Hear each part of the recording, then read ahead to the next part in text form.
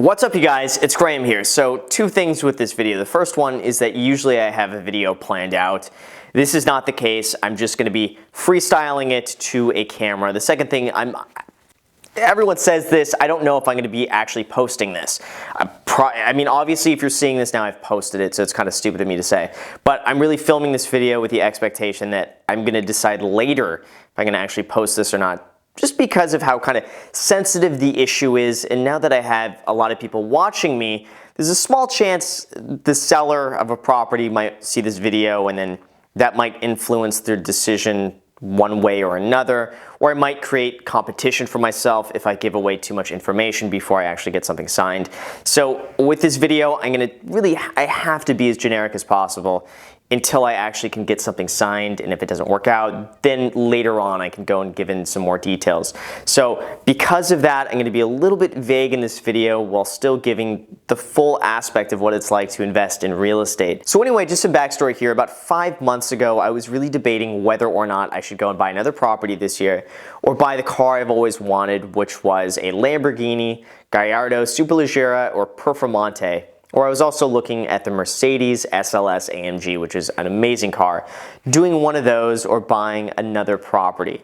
And after some careful consideration, I really decided that the car can wait. I don't really need one right now, and that the property would be a better choice long term. And I could get the car at any time, it doesn't really matter.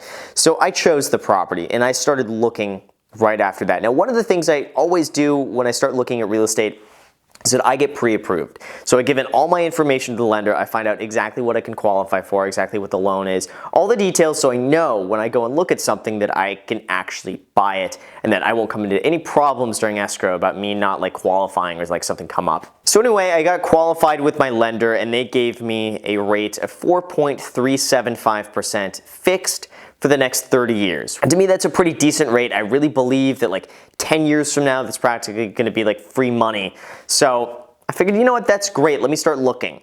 And I believe it was about a month ago, I posted a video that real estate investing just got a lot more difficult. My thumbnail was me like this, all dramatic and stuff like that.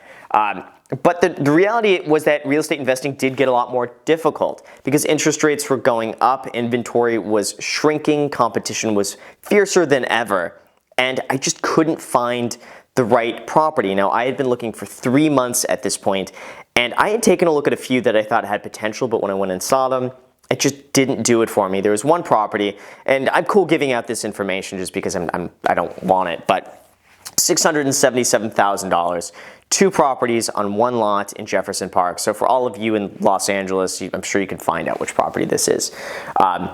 I went and saw the property. I thought it was perfect from the stats, and then I saw it in person. I realized this property needs $120,000 worth of work, and when I'm done with it, I'm going to be all in about $800,000, and it might be worth $815. There's not enough equity in that deal. I'm not going to make money on it. There's no advantage of me doing this, and I was going to wait. So I kept waiting. And then a property came up, and this is the one I'm going to be pretty vague on here. I was kind of thinking, this isn't ideally where I want it to be, but it looks pretty cool. So let me go and take a look at it just for fun. I had a free morning, and I went for fun, basically, to take a look at this home, and I saw it as soon as I walked in. I'm like, whoa, this place is awesome. This is so cool. And it was done. So the owners had pretty much remodeled this home for themselves, and they're not flippers or anything like that. So it was some really quality work that was done for the long term, not just enough to make it look good for a few years, then all of a sudden starts falling apart. This was some pretty quality work. So I knew that this place was going to be going, over asking. They priced it pretty aggressively. So I just submitted an offer, and a few days later, they came back and they're like, hey, listen, now we have 7 offers on the table. You got to come back with your best and final offer. Now, this is a very common strategy right now for sellers, is that they come on the market at a very reasonable, somewhat aggressive price, and then they get a whole bunch of offers, and then people get very excited, they get very emotional, they fear losing out on the property, so therefore they end up paying more than what the property is actually worth, which then benefits the seller because they get a higher price than if they just priced it where it should have been from the very beginning. And this was their strategy. I knew this, but at the very least, I wanted to put my hat in the ring and just see what happens. So sure enough, they counter us all back. Best and final offers are due. So after getting that counter offer, I was really determined to figure out what was my top end range, to the point where if I offered this price and someone pays more for it, I'm not gonna feel like, oh no, I lost out on the property because of like someone paid $5,000 more. So I really wanted to make sure that whatever offer I offered, this was it. This was the top end that I was willing to go, just knowing that if someone paid more than that, it was going to be no big deal. They deserved it more, and I just felt like if they're willing to overpay for it, they're willing to overpay for it. So I did some comps on it, and by comps, I mean I looked at every single home that's sold in that area over the last 5 years. I looked at everything. I went property by property by property, checking out everything that is sold, everything else that's on the market, and then I even drove around the areas, checking out all of these on the outside in person to figure out, okay, like this is not a comp because it's next to an alley and it's next to a busy street. This could be a comp, but it maybe has a bit of a view here, so maybe it's worth a little bit more. So anyway, I did substantial research and I determined a specific price that I felt this property was worth. Now the hard part about this property is that it's a weird place to value, because already right off the bat, it is the most expensive place that's being sold per square foot. Already right off the bat, it is the most expensive sale for this type of property in this type of area. Already, just from the price that I initially offered, I was already just like, I was beating records in this area to get that specific property that I wanted, but I still saw the value in it. You know, some people, they look at comps and they see like, okay, I'm buying the most expensive home on this entire block that's ever sold.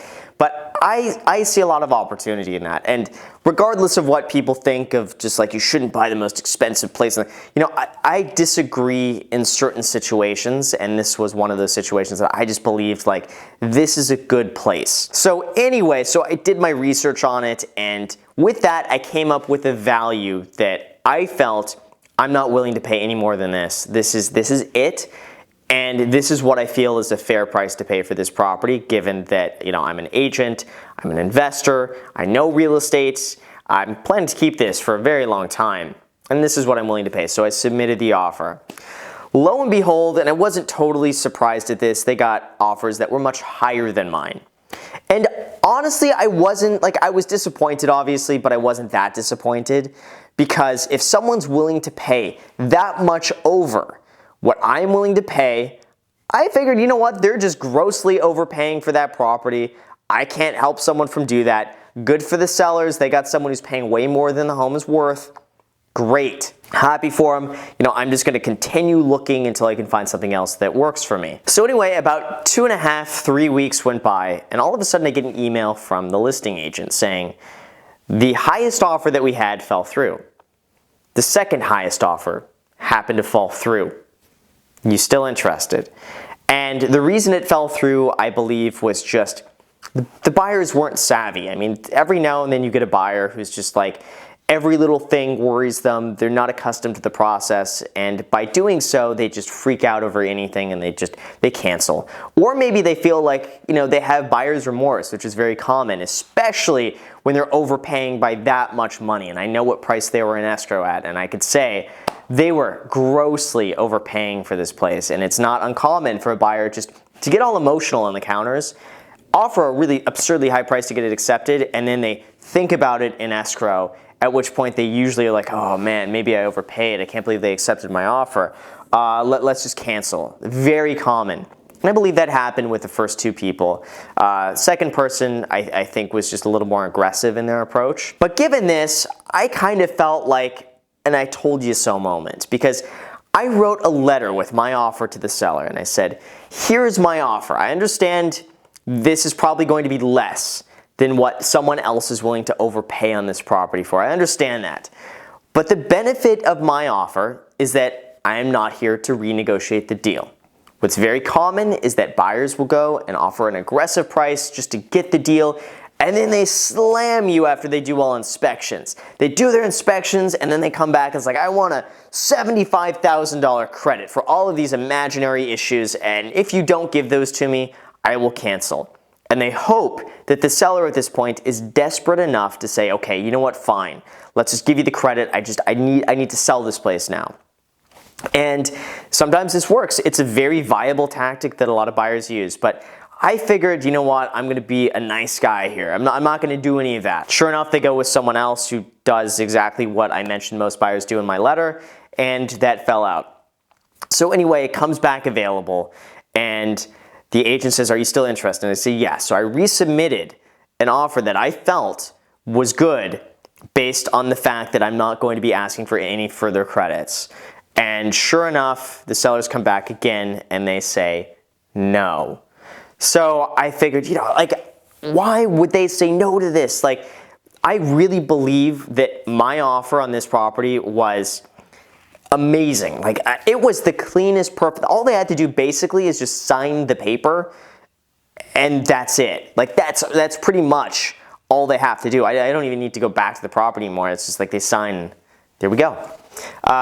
So I slept on it, and then I figured, you know what? The next day, I'm going to come up in price a little bit. I'm going to give them one last offer. And at this point, I kind of felt like I was paying a little bit more than I should, just for the convenience of getting an answer really, really, really quickly.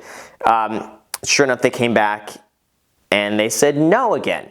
And the problem that I believe, and I'm really hoping the sellers aren't watching. This is part of the reason why I potentially not going to post this video, because I would say there's a 1 in 200 chance the seller's watching this and like seeing the inside of how my mind works when it comes to writing offers.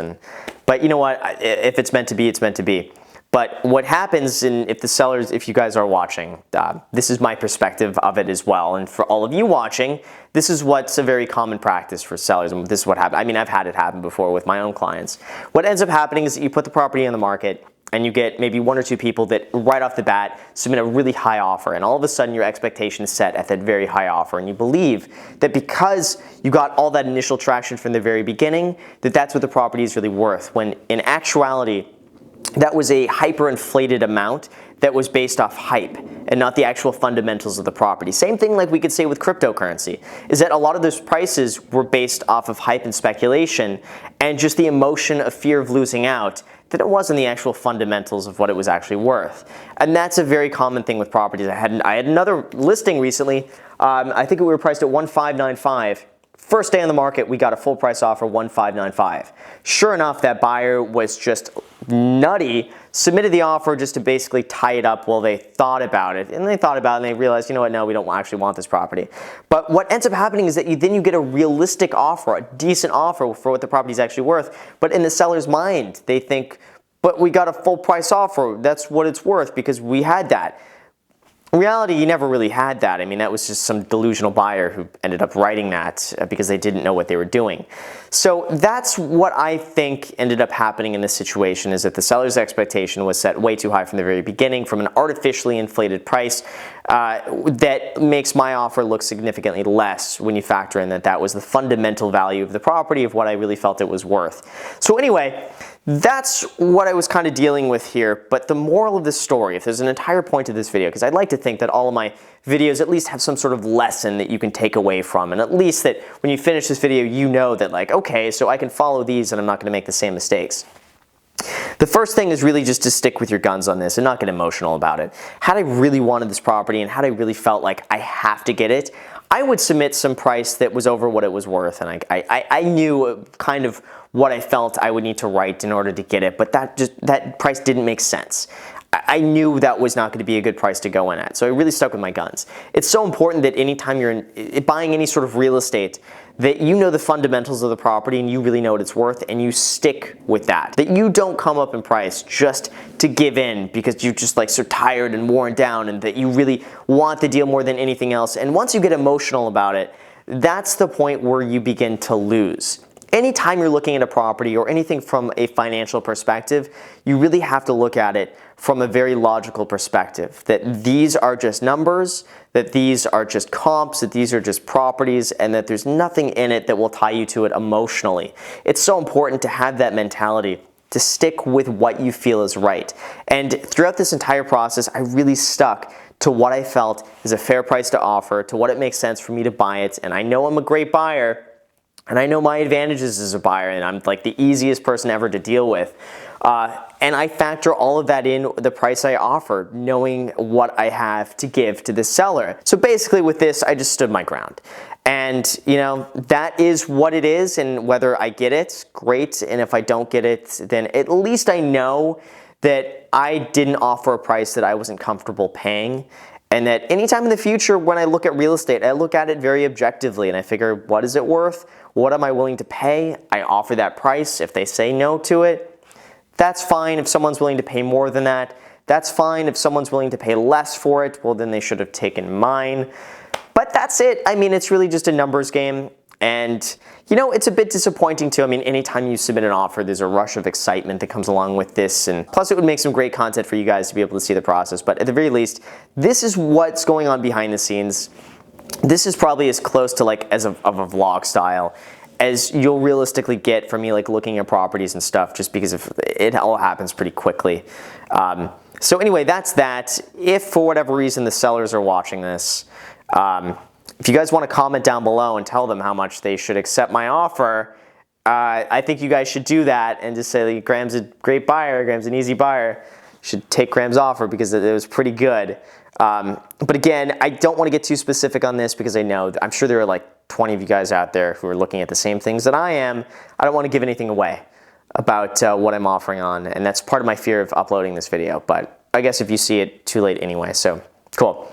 As always, guys, thank you so much for watching. I'll make this one outro quick.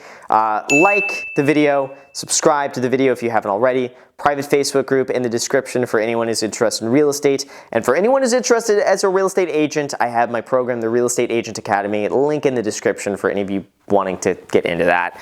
Cool. Thank you again for watching. I hope this video was not too rambly. And until next time.